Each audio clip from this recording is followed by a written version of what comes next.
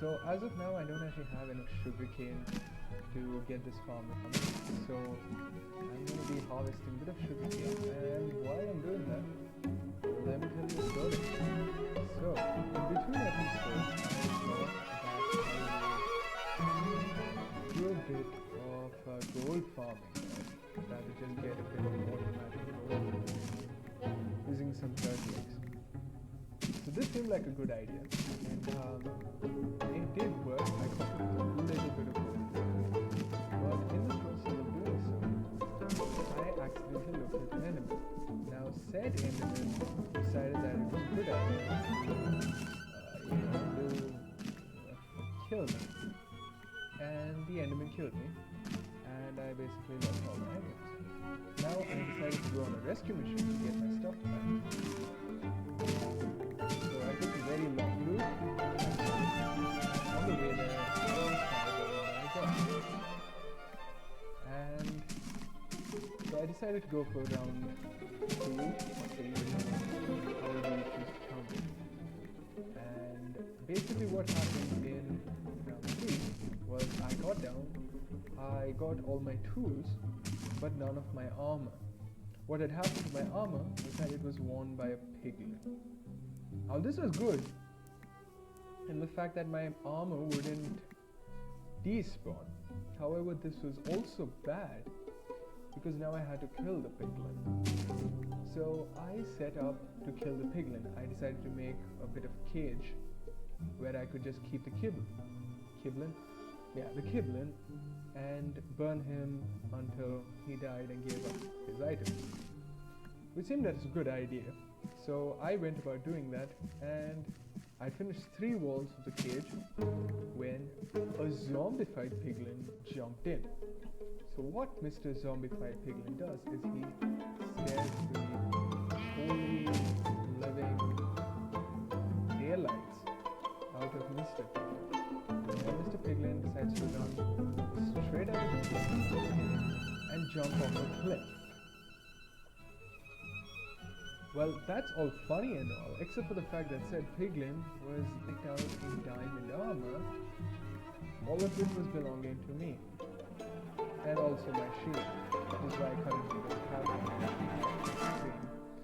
But basically that's what happened. I lost all my gear, and I've currently come back with some pretty pants enchantments, though I did salvage my original helmet.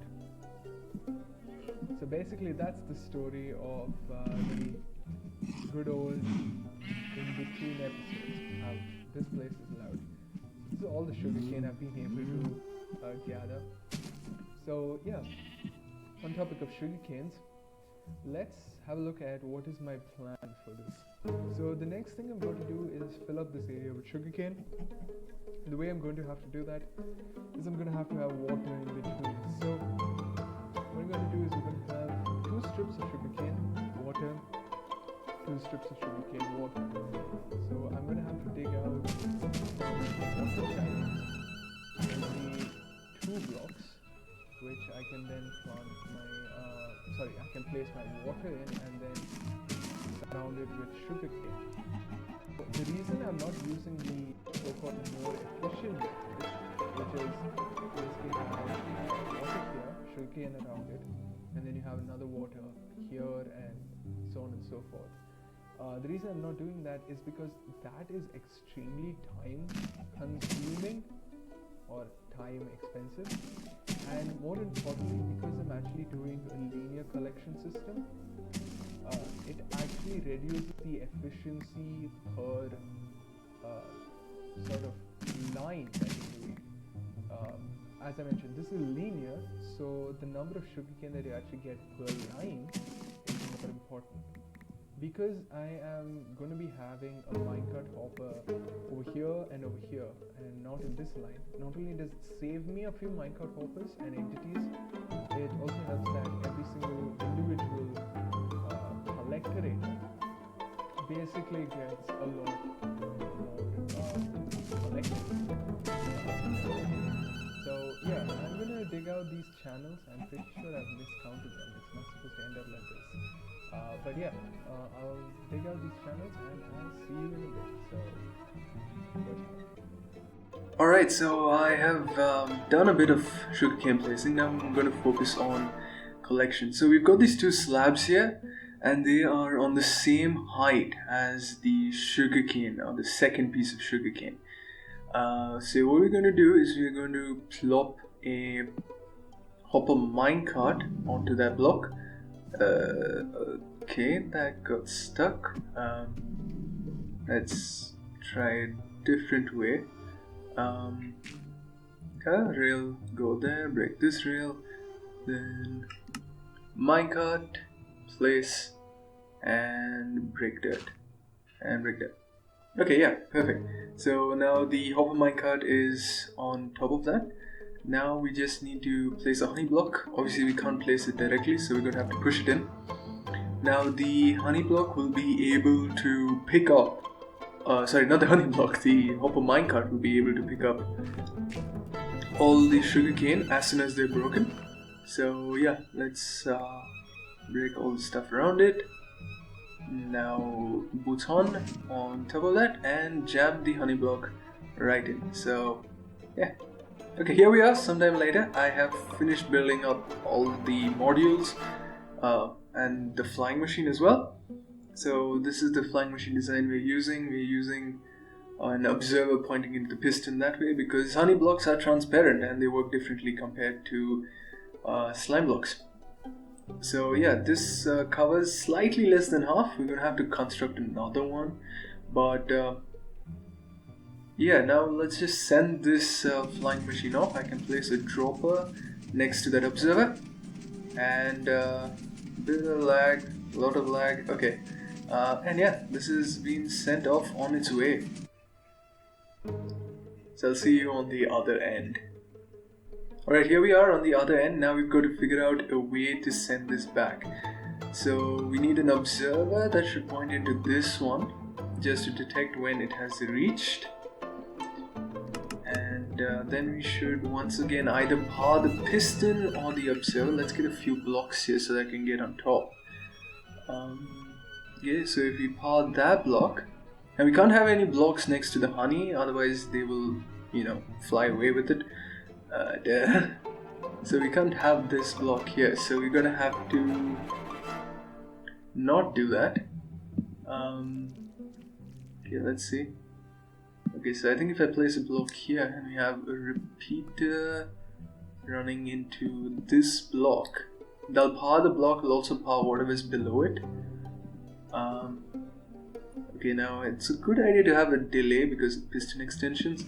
Yeah, so if we actually place a dropper here, that should actually be the circuit all done and dusted, and that has sent the flying machine off again. That's called as updations. Alright, so yeah, this is a cool circuit. I'm gonna just, yeah. So here we are after summertime. I have filled up the field with sugarcane. I've also constructed all 3 flying machines and all 3 returning mechanisms. You can see over there. And yeah, I've also been testing this out a bunch. I've got about 4 double chests worth of sugarcane already. So let's look at the collection system. We've got hoppers underneath all those hopper minecarts. If I can show the circuit. Okay, that was the wrong block to break. That's another chest worth of sugarcane. Yeah, so all the items funnel through these hoppers into this one solitary dropper.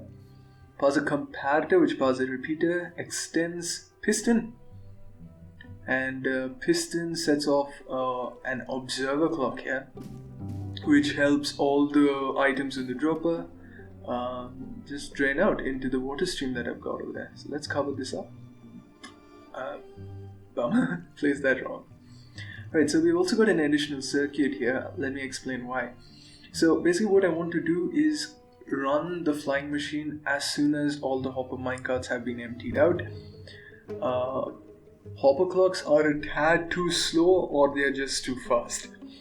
So that's why I don't have a conventional activation circuit. This is just to maximize the number of times that the flying machine sent off, so that you get more sugarcane for obvious reasons. Alright, so that's why we've got these concrete powders on top. So what happens here is that this concrete powder is extended. So we've also got an off switch here, which is a cool thing. Let me just, yeah, so here if I flick the lever, that gets extended and stuff happens.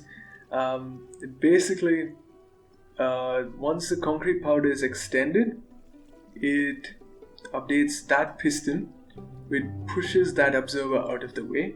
When the concrete powder goes back down, the piston pushes the observer back into place, which powers the piston and sends the flying machine off. It actually passes the air block over there, and because of the way pistons work, it counts.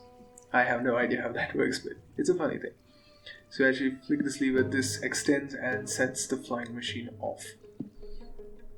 Alright, so let's look at how to build one of this. It's pretty simple. So you have another observer on top of that, sticky piston here, an observer who's pointing the other way, whose redstone power is pointing this way, a couple of blocks, and then one piston, sticky piston for the on and off switch, and then you don't need these blocks. I think this will be faster with a hole, so yeah. So now I'm just going to build this up a bunch more times and connect them all together. So yeah, this is going to be nice. Alright, so here we are. Sometime later, I've built the circuit for all of them, connect them all together with this upper line. And yeah, if I flick the lever, all the flying machines are sent off at the same time, which is pretty satisfying, I must say, as the observers have been laid down. Now this is a good opportunity to look at the funneling mechanism. So we have all the hoppers that go into this water stream. Items carry on through the water stream over this ice so that it can go under the slabs. Hits the end with this hopper and this honey block. So there's a hopper underneath the honey block. That is for a good reason. This farm is too fast.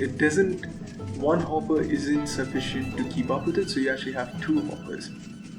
Alright, so here we are on the other end just to show what this thing does. So as you can see, all the hopper minecarts are misaligned. But yeah, they are aligned again. Alright, so our army has returned. Our army of collectors. Okay, that's weird. But yeah, so they're going to come back here, get aligned again, and we can see the observer clocks being sent off. And as you can see, that observer has been shut out, so it's not going to be updating anytime soon. So yeah, you can see the hopper clocks, yeah, all the way over. All the observers have also been shifted so that they are basically loaded to send the flying machine off again. And as you can see, this flying machine has been sent off. Don't think it had a great harvest. This is obviously not a full harvest. I've actually tested this a bunch of times before doing this clip. Okay, that last one seems to be having a good day. The observer, as you can see, has been replaced. So let's actually look if the collection system is able to keep up. Well, it is, because there's currently just one flying machine here. So I'm just going to do a bit of cleaning up, and here we are after a 1 hour AFK session. So yeah, I've boxed myself up and slept the nights away. Let's check on how this farm has done. First up, let's actually check my potato and carrot farm. I have rerouted it to produce some bone meal. I've got 8 stacks in that 1 hour. Don't worry, that's not going to be a final bone meal farm. So one thing you must consider is actually this farm hasn't been running at full capacity. Because I'd already farmed a bunch of sugarcane before I started the 1 hour session. Usually, you're supposed to have a complete full sugarcane field before you start. That probably gives you, well, 160 times 20 times 2 or something crazy like that, which is way more than a chest worth. So let's check. We've got one chest full, one chest almost full, and another chest on top, and nothing in between. All the hoppers should be full as